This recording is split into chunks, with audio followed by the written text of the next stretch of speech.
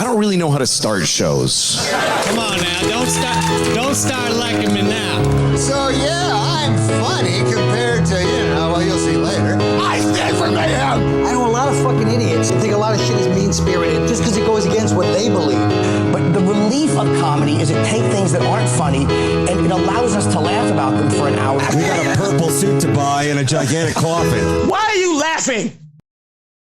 Good evening, everybody. Welcome to Why Are You Laughing, a history of comedy podcast.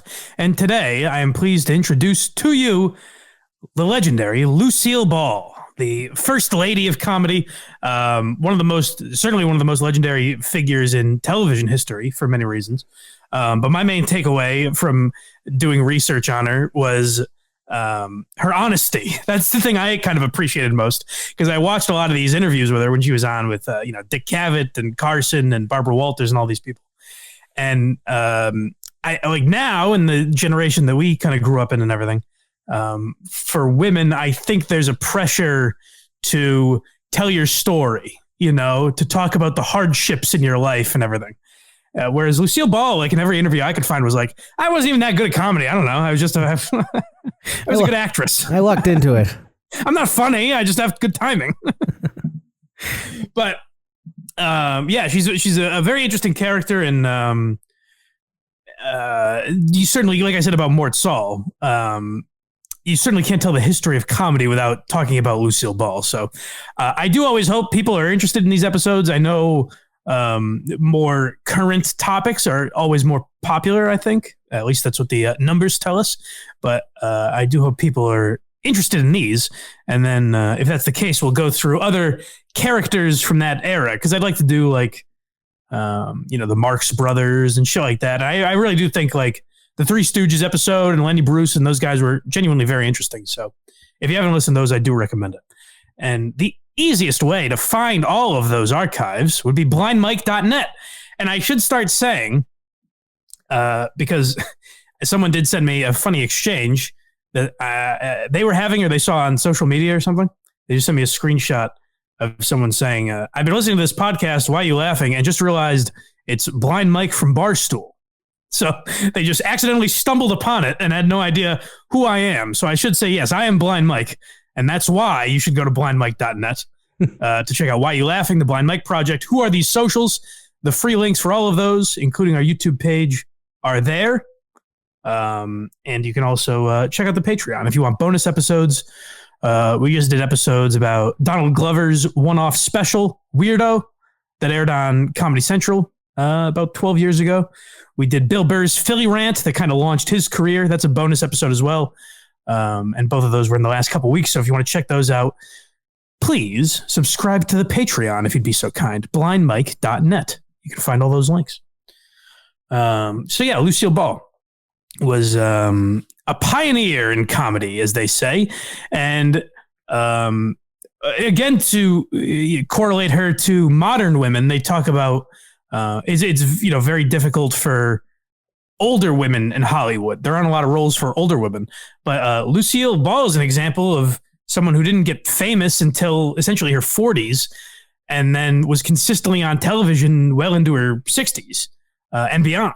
So definitely a very, what's the word? Innovative and trailblazing is the word I'm looking for, career in the very early days of television. But she got into the business at a very young age. Her dad died when she was quite young. Her mother remarried, and she was kind of raised by her step-grandparents. Her mother didn't really have a lot of money, all that situation. But they were able to enroll her in an acting school. She went to the same acting as Bette Davis, who was a starlet of that era. Ended up being very famous, and that was the case in school. And so this is how kind of her acting career started out, is I believe where we're starting in our clips here. At 17, I left the countryside of upstate New York for New York. This is probably obvious to everyone. That is not Lucille Ball. This is from her book. Sorry. At 17, I left the countryside of upstate New York for New York City. My mother and I chose to John Murray Anderson Robert Milton Theater School in New York, mainly because the tuition was a bit cheaper than in the other dramatic schools. To save even more money, I lived with some elderly friends of the family on Dyckman Street in Upper Manhattan, so I didn't have to pay for room and board. Oh, so we have another clip from that. What's the next one? The next one is Rejection. Yeah, so this goes more to the whole Betty Davis of it all, because she was the apple of every teacher's eye during that time, and this is the feedback that Lucille Ball got. On the silver screen too, her name was Betty Davis. At the end of the term, the school wrote my mother and told her, "We're very sorry, but your daughter does not have what it takes to be an actress. She would be wasting her money and yours if we continued our education with her." This was crushing. I couldn't take it. I felt lonely, homesick, and lost. I couldn't face the sneers and snickers that I would be getting if I went back home to Jamestown. But I knew it was justified. There were 70 students who began that term, and only 12 made it through to be allowed to go on. And I knew I wasn't in that 12. But I saved that letter for motivation. The letter went on to say, there's definitely zero chance that she innovates television and is one of the most famous people of the 1950s. So it's oddly, it's crazy how wrong they were, actually. But it is, stories like that are always interesting. I do wonder if she, I guess she's quoting the letter in the book, so maybe she did keep it. But I always wonder, like, when you hear Jim Carrey wrote himself a check for $1 million, yeah, did you? Or is it convenient to tell that story now, you know? Now that you're an artiste. Yeah. How many clinically insane people wrote themselves a check for $1 million and did not make it? But he might be clinically insane, so maybe he did. Yeah, that's fair.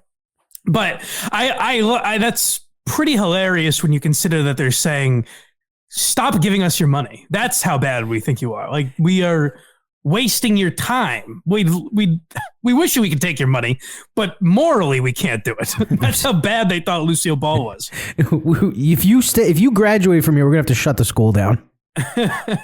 So I always took Lucille Ball as someone that, like, maybe I should say this is probably how I think of every woman in comedy, is that they don't have a lot of confidence, and that's true of men in comedy too. I think that's kind of how you get into it, is low self-esteem and using it as a defense mechanism, being self-deprecating and everything. So I kind of assumed that about Lucille Ball, but I didn't realize her first foray into showbiz was through modeling. So this is her talking about that a little bit. When I came to this town, all I knew about was trying to get into vaudeville. And I never got near even an agent. I never got inside a building, an office, anything that had anything to do with vaudeville. But finally, some girls that I met that were starving along with me were going to a call at the Ziegfeld Theater. Casting call? Yes, for a third road show of Rio Rita. It's many, many years ago.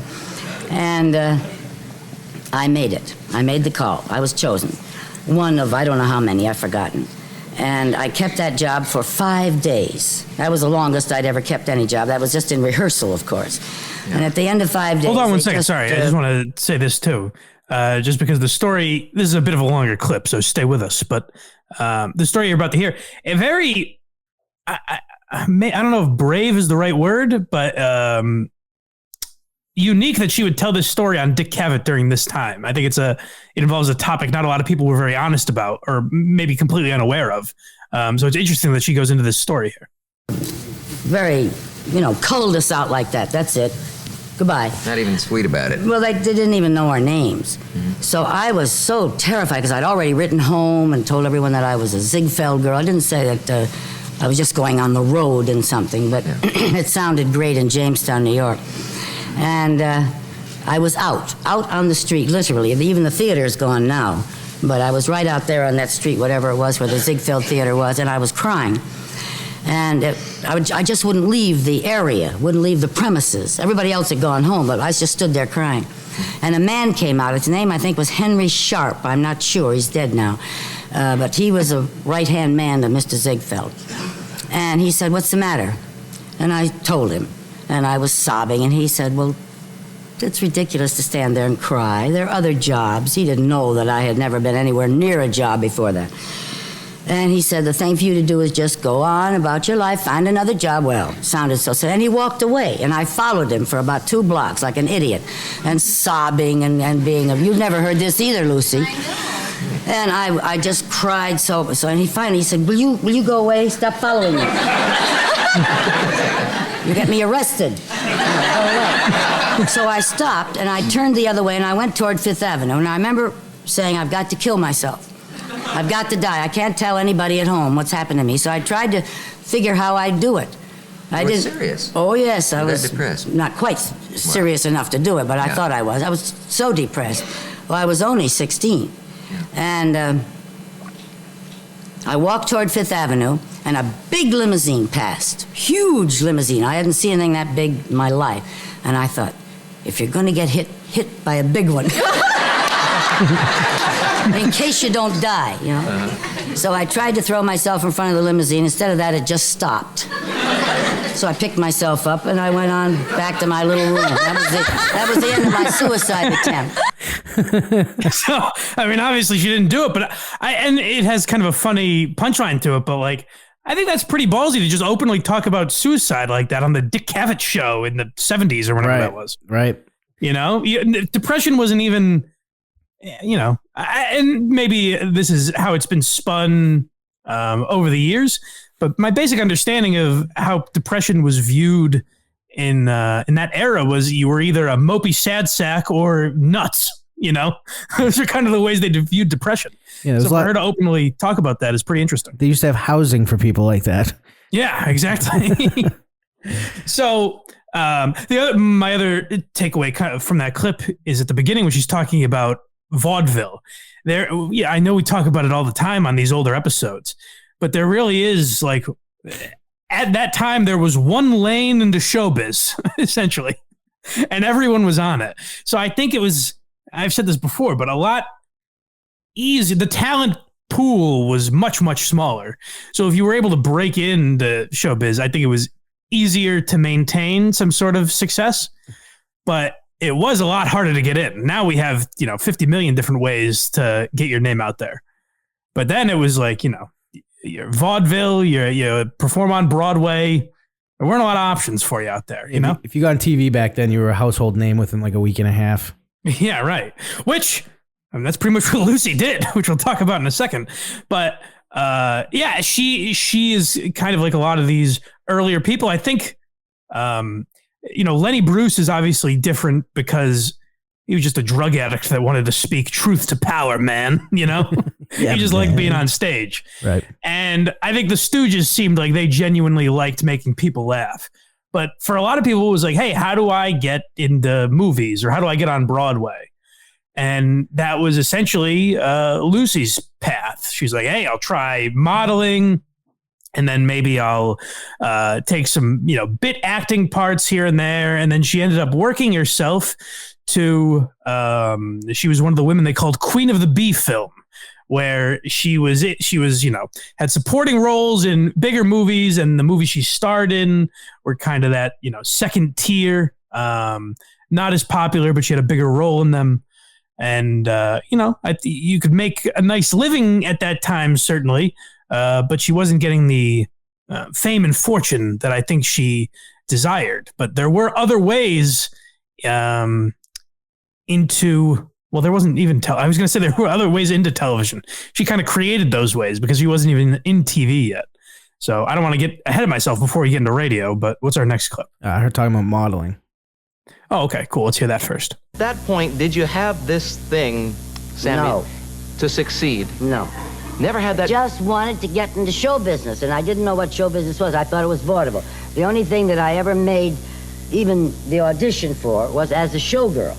But I couldn't keep the job as a showgirl. So finally I said, I have to eat, so I'm going to become a model. And I got a job as a model. I became a good model. And I went from 7th Avenue to wherever Hattie Carnegie was. I can't remember the street now. and some other places. And then I did fashion shows, and then I also did modeling for artists who did the big 24 sheets. Nude? No! Well, I didn't know. I didn't know. Well, I thought big. What's a 24 sheet? Well, that doesn't mean it's nude. No, I didn't say it was. I put a question mark after that. Really? Would you ever not do care a for nude that. scene in a No, film? I'm not that attractive. If I had been that attractive, I probably would have. But I wasn't, so I was lucky. I had to do something else, and that's how I got into comedy. Yeah. These old broads had their confidence so beaten down. Like, you listen to Lucille Ball there. By the way, I may have already done it. I should have said this at the beginning. There's a chance I call her Lucille Bluth several times throughout this episode, because that character had a much bigger impact on me individually in comedy. But I apologize. Get over it. I'm acknowledging it right now. But yeah, Lucille Ball, and you ever listen to like Phyllis Diller? All these old bags are like, I'm an ugly old bitch. Like, they go right to self-deprecating. Oh yeah, almost instantly. Which, that's something you can kind of say, you know, if you watch anything from like old vaudeville or the Catskills, any of that type of shit, you know, other than what Rodney became, it's kind of them like giving it to the audience, you know, like Rickles style. But women did kind of, you know, not 100%, but they were at the forefront. That's a better way of putting it than saying they specifically started it. But they were definitely at the forefront of self-deprecating humor. You know, I don't know if that's always what I Love Lucy in particular was, but that clip made me think of Phyllis Diller. That's why that thought popped in my head. Never a bad thought. What's next? Radio. Yeah, so now we're radio. So like I said, she was in, I assumed radio came first. But it turns out she was in a lot of these film roles that she got. She also worked with the Stooges and the Marx Brothers, which is a pretty cool comedy note. But yeah, she had a lot of these, you know, bit parts or smaller films, and you know, made a nice living, and apparently made enough people like her that she ended up getting a job in radio on what was basically a radio sitcom. It was called was it My Favorite Husband? I think was the name of it. Yep. So it was, well, we'll hear it now, and you'll get the vibe that this was a sitcom before sitcoms existed. George, is this your library book, How to Play Mahjong? Oh my gosh, By the way, I forgot about if you're it. like, who the hell is that? Lucille Ball's voice did take a turn for the worse at some point. Heavy smoker. Yeah, cigarettes and other health issues definitely got to her. So yeah, this is Lucille. George, is this your library book, How to Play Mahjong? Oh my gosh, I forgot about it. I'll bet it's overdue. What's the date on it? Let's see, May 13th. Well, it's only a week overdue. May 13th, 1936. Well, then you can have it. What? You want me to handle a hot book? I'm no fence. Listen, Pear Shape. Go sell your book. Don't bother me. All right. George! What's the matter? Look, on the second shelf. Little men is leaning against little women. Oh, look, George. What? They've had a little pamphlet. You want me to hold a book? You know I can't do no fancy reading. You can even tell they're like they already in 1940 or whatever that was. They'd already developed the sitcom format that existed all the way up through According to Jim and King of Queens and all these other shows, where it's the sassy broad is giving the husband the business. Exactly. And they didn't let go of that for 60, 70 years. And they held on to that. But that was actually a very popular radio show. It seems very strange to us now, the idea that families would gather around and listen to the radio, but they didn't know no better. And actually, the interesting thing I kind of found is this is towards the end of the 30s. And at that time, Lucille Ball was also making television appearances. So her TV appearances date all the way back to the 30s, which is the closest thing you could compare it to now would be like someone who was in season 1 of House of Cards or something, where you're like, is anyone watching this? I have no idea. So yeah, like I think that's a time where, people had televisions, but not really, not everyone. So yeah, she got into the game early, and that financially, that definitely paid off. It's like getting into, investing in Amazon in 1998 is essentially what she did, because that's RKO Studios that she worked for there on the radio. And this show was so popular that they said, Lucy, you've got it, and we want a piece of it. We want to give you a show on television. But during this time, while she was on the radio show, she met Desi Arnaz. So we'll get into kind of how, I don't want to get too far ahead of myself with that, because I think it's a very interesting story. But her and Desi have an interesting relationship. I didn't see the movie that they just made called what was it? The Being the Ricardos or something like that. I didn't see it. I heard mixed reviews on it. If they weren't able to make a home run out of these two, I mean, it was ripe for drama. They were a reality show before, 50 years before that was even a thought. Right. Like these two would go at it, and sometimes it was very public. But we'll get to that in a second. But first, what are we talking about? This is Lucy and Desi. Oh, okay, cool. So I'm at the right place. Very good. In the spring of 1943, Uncle Sam sent for Desi. Arnaz spent the next 2 years in the Army entertaining the troops and more than his share of the young enlisted women. When Lucy got wind of her husband's infidelity, she flew off the handle and filed for divorce. Whenever she saw the man standing in front of her, she melted. He came home, and tried to talk her out of it. And this was like the night before she was supposed to appear in court. And he spent the night with his wife. He thought all was forgiven. And he woke up the next morning and saw her getting dressed and like, where are you going? And she said, I'm going to go divorce you. But love saved the day. The divorce suit was dropped, and in November of 1945, Desi was discharged from the Army. Lucy was glad to have her husband back where she could keep an eye on him, and Desi was glad to get back into show business. Movie roles were still hard to come by, so Desi returned to his band, playing regular gigs at the El Capitan Theater in Hollywood and Ciro's on the Sunset Strip. Yeah, so first of all, by my girl Lucy, that's a man's move right there. It's no wonder she rose to power. That's the move of you have him over, you fuck, and then you're like, what do you think I'm doing? I'm going to get divorced. Thanks. What a night. Yeah, there's cab money on the nightstand, bitch. Beat it. I had no clue. Until I was cutting these, I had no idea that they were actually married in real life. No idea. Really? Yeah, no clue. Oh, yeah. I mean, they had a volatile relationship. Seems so. That lasted about 20 years. They did eventually end up getting divorced. But their story together is inspiring in some ways, because they did a lot. Like for show business, they did a tremendous amount. Right. However, as you heard in that clip, Desi liked to sling it wherever he could. Oh, did this guy love fucking? But something that's interesting about Desi Arnaz, as you heard there, he's a Cuban immigrant, and in Cuba, his family was very wealthy. But when they came to America, they lost everything, basically. So he had to kind of work his way up, and he got into entertainment. And in the entertainment business, he was incredibly discriminated against. And that's why he basically, he found this musical career that it seemed like he enjoyed, but he always wanted more. And when you hear about the movers and shakers of that era, you don't really ever hear about Desi Arnaz. But I mean, what this guy did is like truly incredible. I mean, we have clips that talk about these a little more in depth, but like he essentially invented. Now, to be fair, this is probably something that they would have figured out eventually anyways. But like, he's the guy that invented reruns.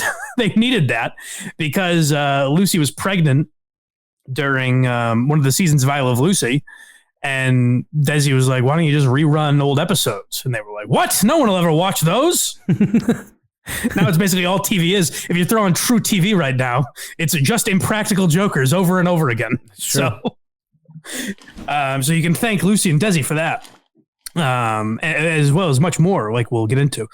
But the studio, when they wanted to make I Love Lucy, said they had a particular actor in mind, of course, a white guy. And Lucy said, no, I want my husband to play that role.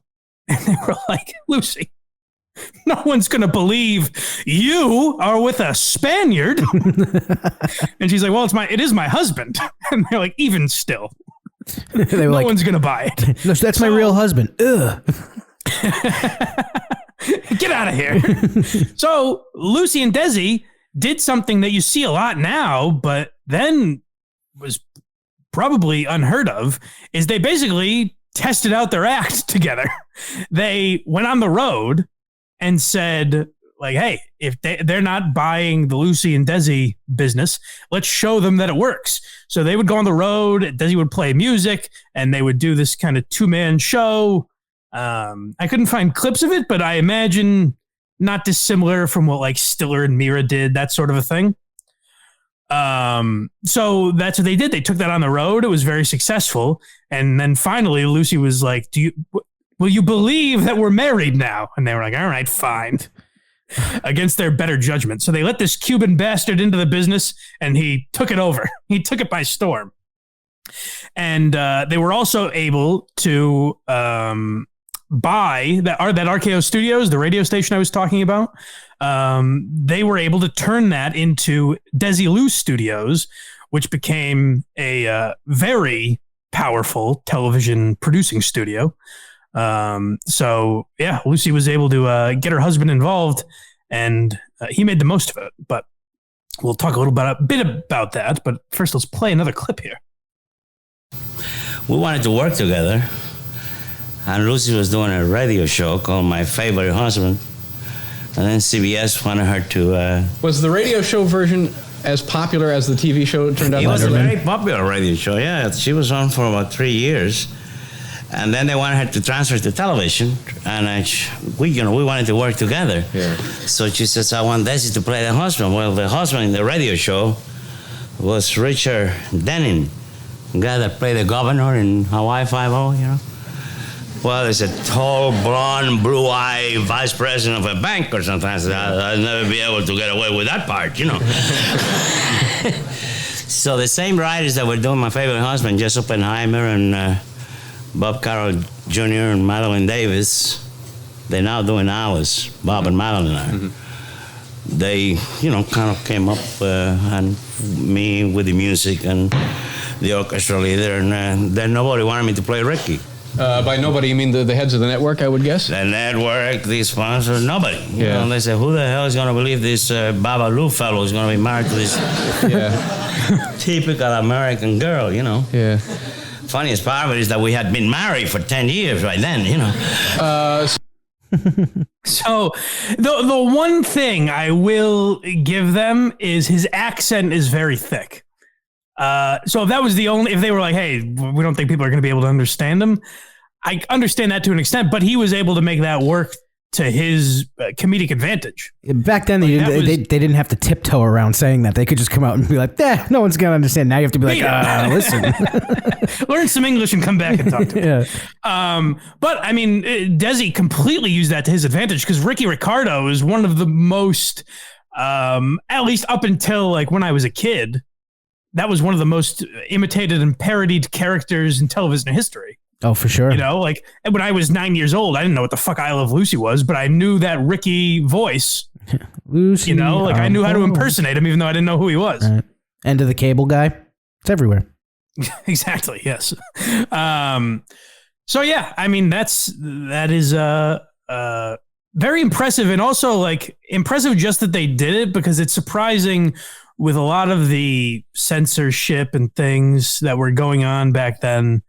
It's surprising they caved to that, just because it was such a time where like an interracial couple was genuinely controversial, you know? So I'm surprised that not only it was on television, but that it was embraced by America. It's a feather in our caps, I think. Right. What's next? It's continuation compromises.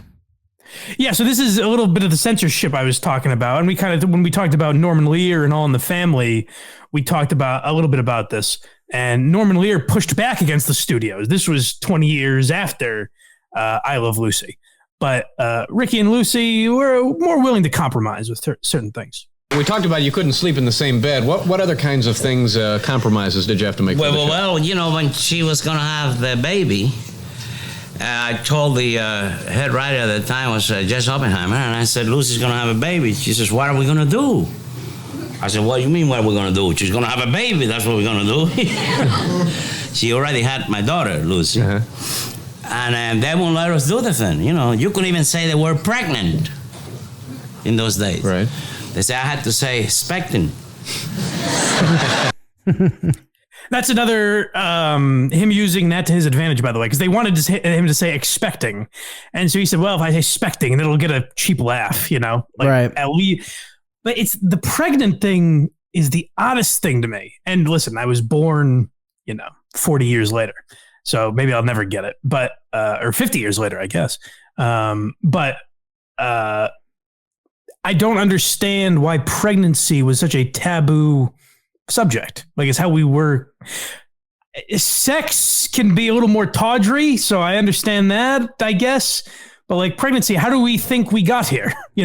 What? Who are we protecting? I don't understand it. We can't admit that Lucy let a Cuban do that to her. Right. They have a kid on the show. I don't understand. Adopted. Yeah. So it was. It's very weird. But yeah, they were. And Lucy and Desi, as opposed to Norman Lear, I think were just like looking to get into show business. So they're more willing to say like, yeah, we'll say expecting, whatever. Who cares?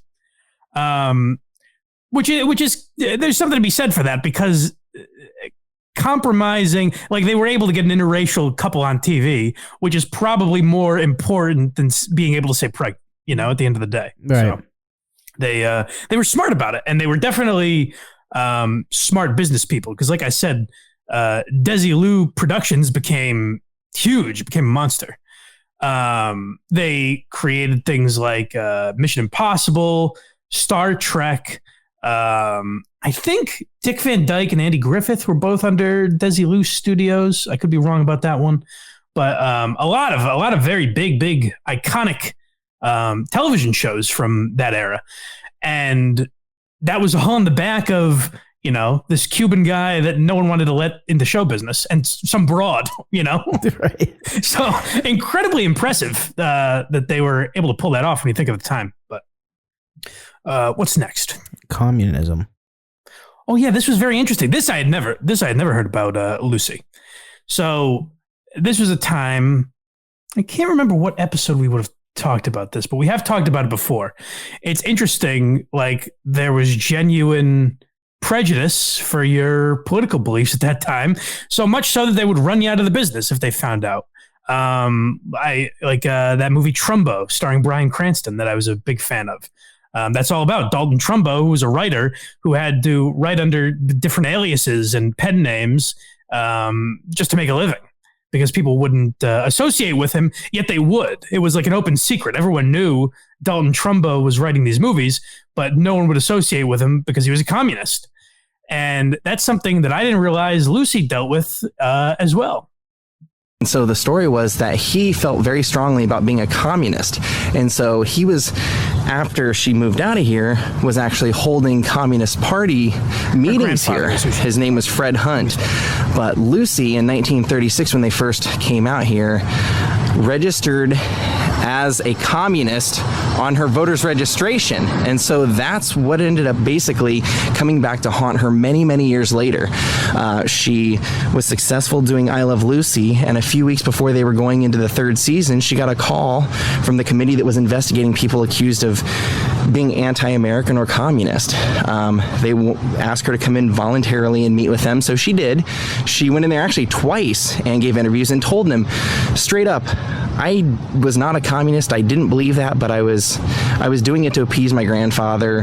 That's what he wanted. And so, believe it or not, the committee believed her, and they were going to release that she had been cleared and everything. However, the problem was that before that could happen, Walter Winchell, who had a newspaper article out here, mentioned that she had been accused of it, put it out there in the papers, which got all the papers then investigating. And the next thing you know, there was a big headline on the cover of the LA Chronicle saying that Lucy was red, and all of a sudden everybody was up in arms. They didn't know what to do. Her and Desi were like completely hit sideways from this. She honestly didn't even remember that she had done that, or it had been put out of her mind. It had been so long. And so the first time that she came to rehearse for the next season of I Love Lucy, there were actually people out front protesting. Yeah, so it's pretty wild. First, it's just wild the way they treated people based on like how they voted. It's crazy that happened in this country not that long ago, honestly. But kind of happening. The other now. thing is, what's that? It's kind of happening now. Well, it could eventually, yeah. Yeah, you know what? You're not, at least in Hollywood terms, you're not wrong, actually. Right. But the thing I found is like the excuse that she gave. I remember watching this video, and my first thought was like, "Oh, she's lying. There's no way." Like there were meetings held at her house, this and that. Like, didn't make any sense that she didn't vote. And then I realized, like, oh, I would lie too. I'd be lying in a second. Oh yeah, it was my grandfather. He's a crazy old man. I didn't want to make him angry. You know. Right. I meant Mila Kunis. Same thing. Yeah, exactly. That'll be topical when this comes out. Yeah. What's next before I spoil the rest of the communism bit? Her talking about the business. Oh, okay. Yeah. So I just want to say this first to finish off the communism thing is Desi was a charming motherfucker. Quite literally charm the pants off of some people. And he opened the show. So another thing that I Love Lucy was first at was the live studio audience for a multicam sitcom. I will say, I'll say that about things from this time, and then someone will pipe up and be like, actually, no, there was a pilot filmed in 1938. And it's like, all right, well, this is the first successful show. So like you heard in that clip there, people were up in arms about this. People were very angry. This was a hot button issue at the time, and people didn't know what to believe. And Desi came out and he cracked a few jokes, and then he just said, I'd like to introduce a woman who the only thing red about her is her hair. It's Lucy. Come out, Lucy. And the crowd went nuts for her. So he knew how to how to play the politics game, I think. But yeah, that didn't wind up being too big a deal. They were able to put out those fires. But this is Lucy, I think, basically talking about the idea of like getting typecast and different things she had to deal with in the business. When you went through all that, then it must have really, as you were going along and finally beginning to get into the business and beginning to move, when you run into the people who make it hard for you on the way up, you must really learn to hate them. Don't you? I never ran into anyone who really tried to make it hard for me. Because, and I'll tell you why I say that. If anyone was trying to make it hard for me, I wasn't aware of it. Mm-hmm. But I was so grateful to be any part of the business that I was unaware of anything else. I was a part of it. I didn't care what I did. They never had to ask me twice to do anything. I found that very interesting just because I think it's with everyone in Hollywood or anyone like, in positions like that, there's almost some like guilt attached to being successful. Mm-hmm. So you feel almost forced to tell, your hardships. And Lucy, in every interview I saw of her, was kind of the opposite, where she's like, no, I worked hard. Like I did, I did what I could. I feel like I was talented and I worked hard, and that's why I'm successful. There's not a lot of, and I'm not saying every hardship story is bullshit, but with Lucy, there wasn't a lot of bullshit in the way she talked, which I found interesting. There's a lot of people that are like, I was eating on the street corner until I was 38. Right. And yeah, it seemed like she didn't grow up like well off or anything, but you don't see her talking a lot about that. Something she was very blunt about was her divorce and her first husband, Desi Arnaz. I think we have a clip of her and Barbara Walters, and I don't know if I clipped this part, but she straight up says like, "Hey, he's a loser. I married a loser." she was, by all accounts, that was like her one true love. Like they genuinely were in love. But Desi just loved sticking it wherever he could. And I think they were both very jealous. There are stories of like both of them setting the other one up in scenarios so that they could like keep an eye on them. It was probably more like guys would look at Lucy and then he'd be like, "Oh yeah," and then stick his dick wherever it was warm. Well, I think there was like one story that that Desi basically had a fuck room in Desilu Studios or something like that. Jesus. So the guy had it all mapped out, you know? Weinstein before Weinstein. They had a tumultuous relationship, certainly. What's next? Her talking about him. Oh, perfect. I mean, when you and Desi were married, you had everything. We had nothing. He was he had his own band, and he was in a play in New York, and he was a kid. When you were married. But when we then, were first married. at the success. Then we build up a lot of things. Right. But then even when you while they were building, they would not believe that he was doing the building. Yeah. And he was doing the successful building of a very well-run empire. I was doing the acting and having the children. I had no part of it. I took that on much later. But I knew what he had suffered, really, and how he did not deserve that. And just because he was Cuban and once a bongo player did not warrant calling him any of those names. And he worked very hard and got a lot of respect for what he did, and they forgot about that. That's interesting for a couple of reasons. Because like I said, I mentioned she called him a loser. That's like 2 minutes after this. She's like, yeah, he was a loser. But she still always had that respect for him and what he did in the business and the oppression and racism that he had to deal with and everything. So she did definitely have respect for him for that and for what he created. And the other part I found interesting is that she, like I said about her honesty, she just straight up says like, I had nothing to do with the business, Right.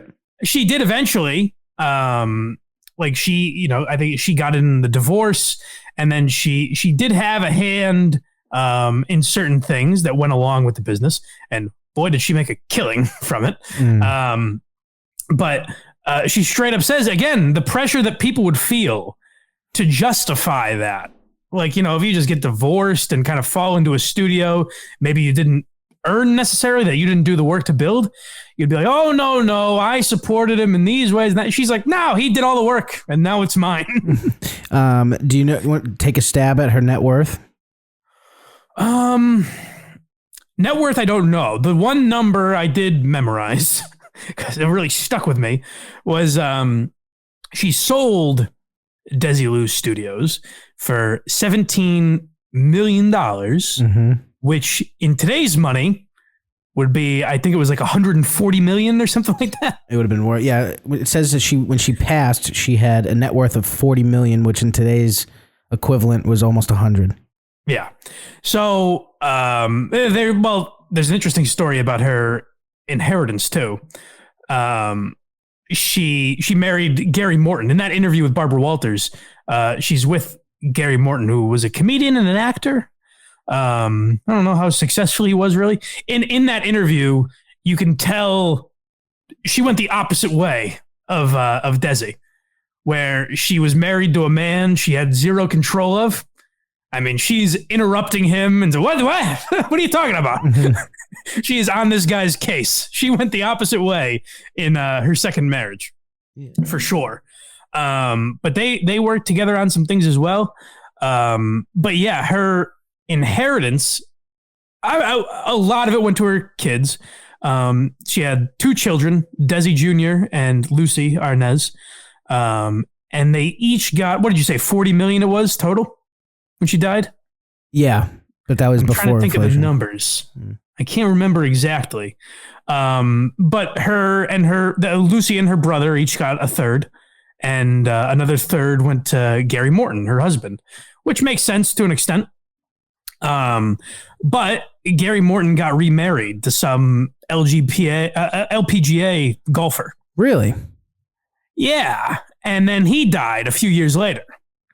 And so some things that Gary inherited from the estate were like Rolls Royce, but I think maybe not most importantly, but more valuable would be Lucy's like memorabilia. There were a lot of Lucy trinkets, only one in the world that Gary had, and the new wife inherited those. And so there was a whole messy lawsuit with the kids and this lady.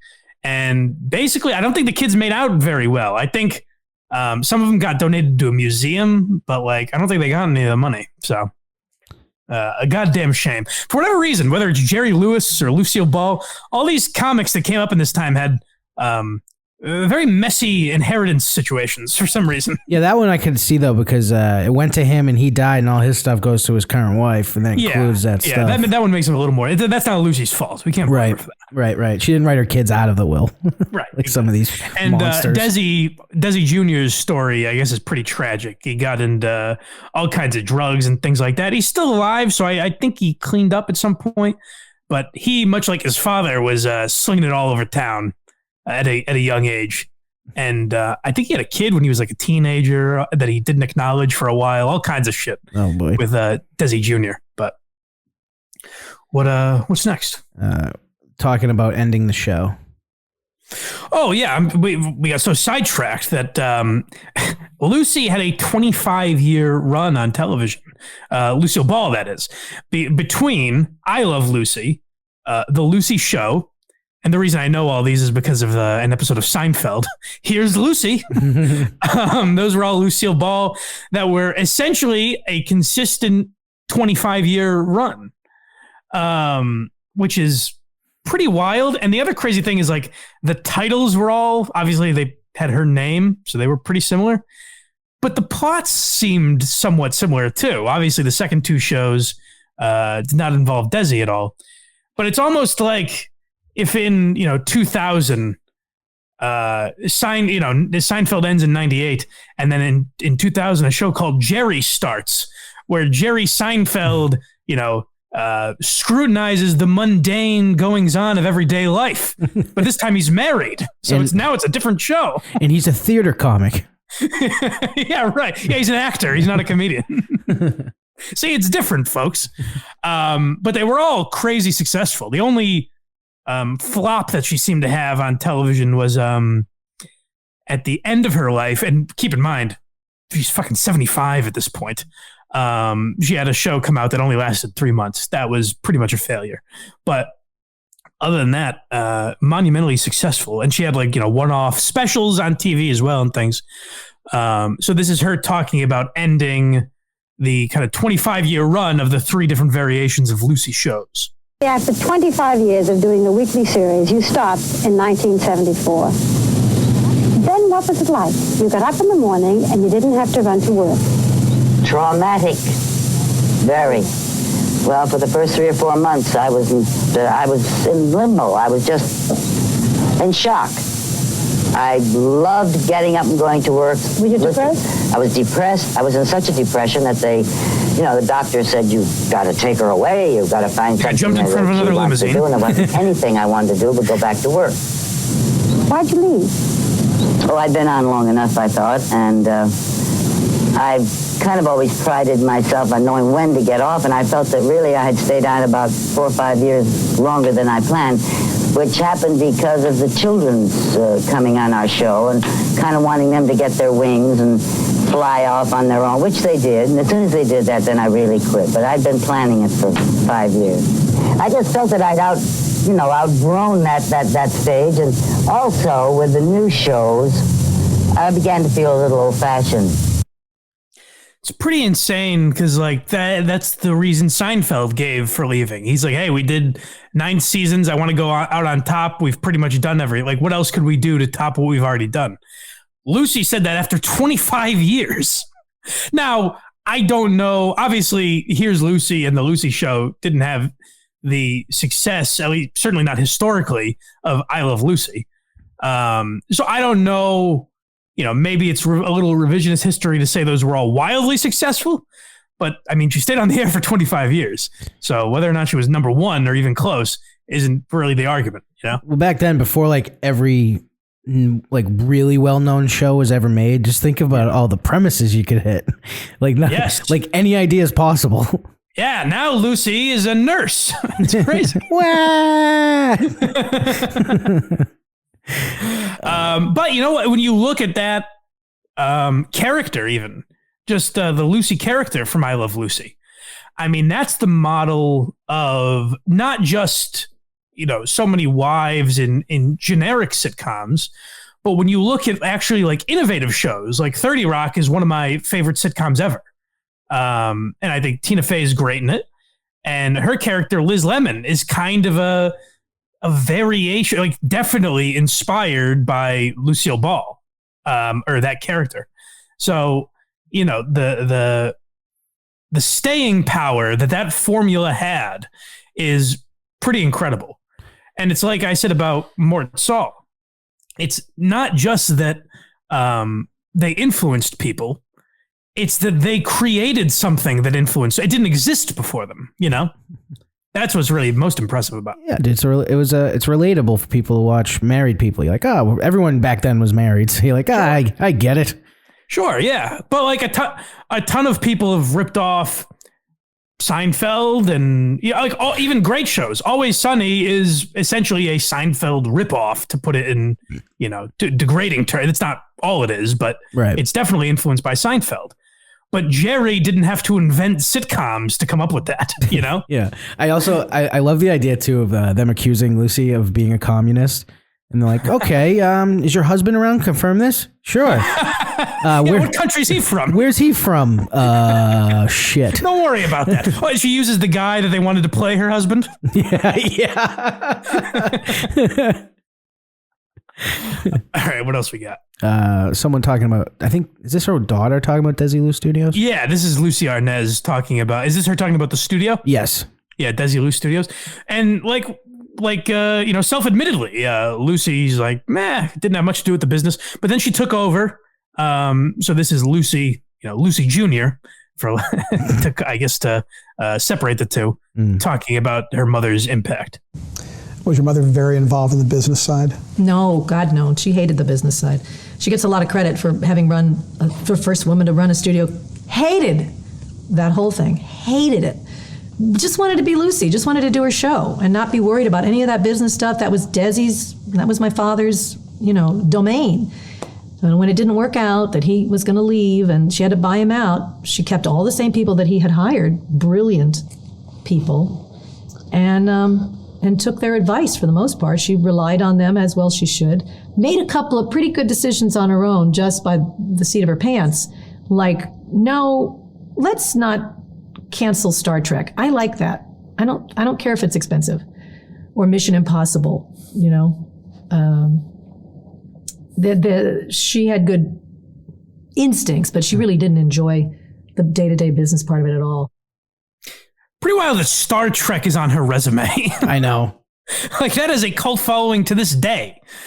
And she was like, yeah, keep it on the air. You know, who cares? I got to spend a few extra bucks. But I think there's a talent to just that, what her daughter just described there.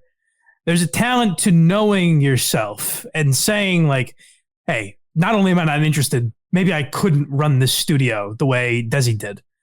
There's something to not having an ego that says, I'm going to clean house, fuck these people that were associated with my cheating prick husband. Or just to say, like, hey, if he could do it, I could do it.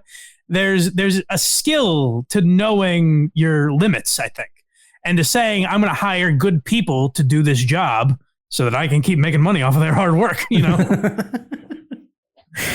And just for a little closure on the Lucy, and I don't know if this is Hollywood bullshit that was spun over the years, but they said, and even her daughter said, that towards the end of their lives, they did reconcile in some fashion. Like, they were much more civil and friendly in the 70s and 80s, say, than they were in the 60s. For sure. Yeah. So the clip of Lucy calling Desi a loser must have been before that time. Yeah, we're on our last clip, and it's the mighty Don Rickles. Yeah, and this isn't even really relevant to anything, but I figured in place I couldn't find Norm talking about her. So I figured why not include a little of this Rickles roast. So a staple of that era in Hollywood was at some point you would be the subject of a Dean Martin roast. And the most prominent name on that, at least in my opinion, was always the great Don Rickles. So this is just a little taste of that. I must be honest. I never liked Lucille Ball. I never did. No,